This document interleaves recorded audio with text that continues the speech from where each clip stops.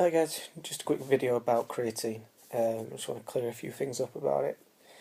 I was in the gym the other day and I heard this guy saying to someone else, "Look, you wanna get off that creatine. It's gonna do nothing for you. It's gonna give you kidney stones because it's gonna dehydrate you."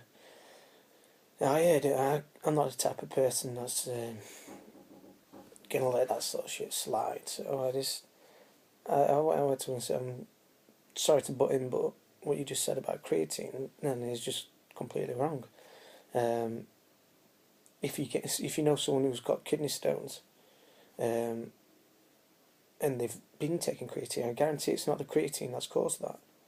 I guarantee it's because the fact that they've not been drinking enough water anyway. If someone's not drinking enough water, you can eventually down the line get kidney stones or something like that.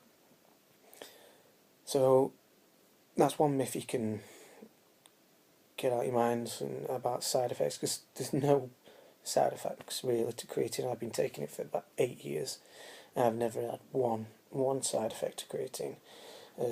Yeah, so that's absolute bullshit. And then he tried flipping it around on me, trying to catch me out, saying, "Oh, if you know so much about creatine, how does it actually work?" I said, "Well, it's a good job. I do know what I'm talking about." For someone to understand how creatine works, you've got to think back to how your muscles actually work, the energy systems that your body's got. So when you're doing weights or anything like that, any type of exercise like that, your body uses an energy system called ATP, and now that is adenosine triphosphate. And when you're working out, your body uses up the ATP. Because it's a very explosive type of energy, it uses it very quickly. Now, what creatine does is, if you've got a surplus amount in your muscles already stored there, it makes the recovery system, it replenishes it a lot quicker than if you didn't have any creatine in your system. So the way it works, when you're exercising and your body actually uses the ATP up, it loses a phosphate, so it turns it into ADP, which is adenosine diphosphate. So then, like I said, if you've got extra creatine in your system, the ATP borrows one of the phosphate groups from the creatine and turns it back into ATP quicker. I think that's how it works. Yeah, that's how it works. It uses this phosphate from the creatine. Yeah. Like I said, so if you've already got an amount stored in your muscles, then it's going to make that recovery process a lot stronger. You're going to find that you've got a lot more endurance strength. So if you were maybe saying you were struggling on 8 reps to get off of a certain weight, creatine, because it's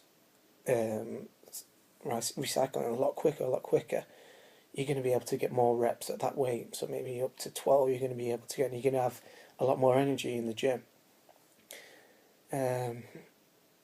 So I've also been asked what types of creatine to take are the best, because there are quite a few different types of creatine.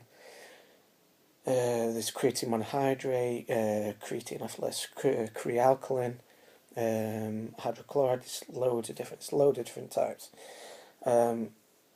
And I think, personally, the most popular one is creatine monohydrate, and that's been tested on so many times. It's one of the most, after protein, it's the most researched supplement that there is.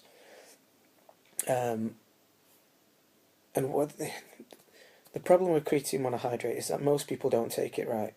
They don't take it right at all, because you have to load on it. You have to load, so you have to have a certain amount.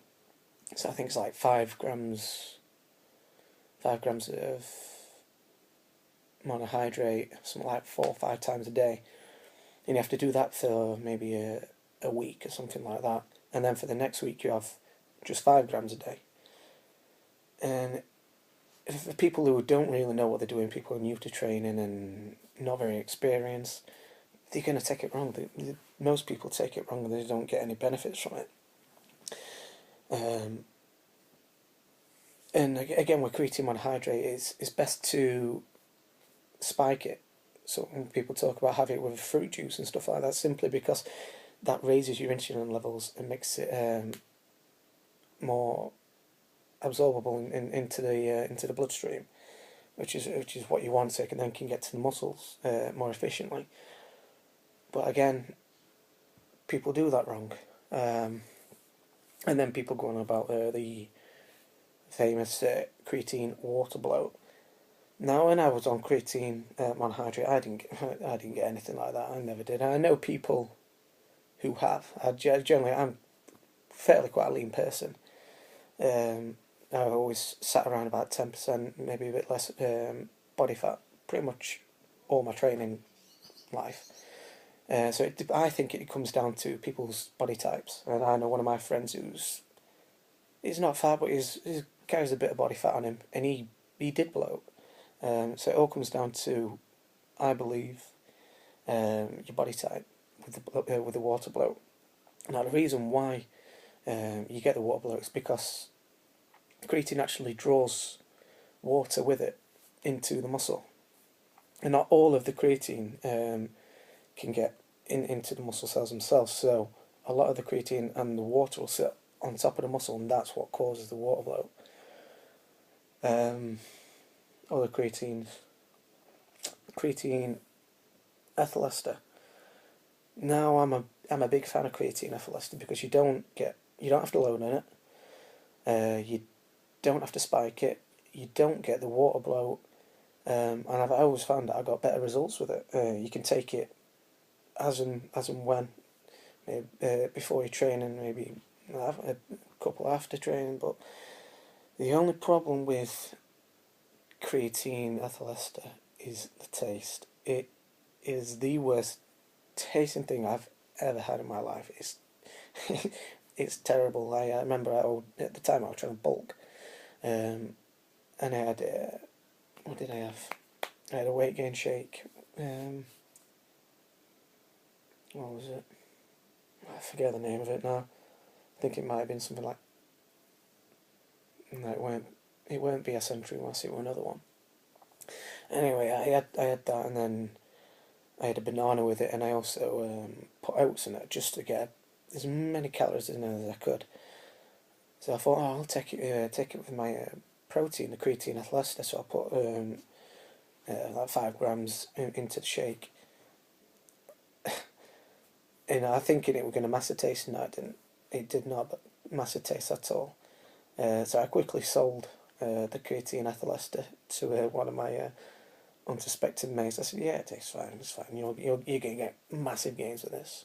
Yeah, and as soon as you say that, someone's going to buy it. So people are naive like that.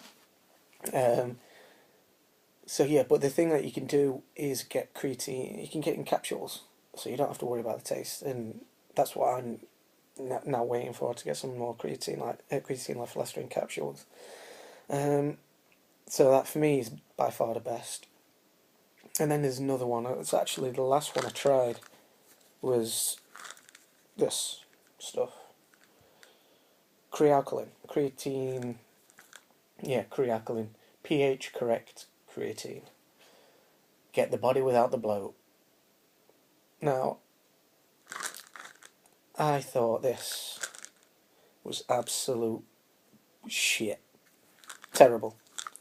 I didn't get any gains. I didn't get any increased energy or anything like that in the gym. I didn't get any more reps out on weight, so I didn't see any changes in my body, which I normally do from all types of creatine.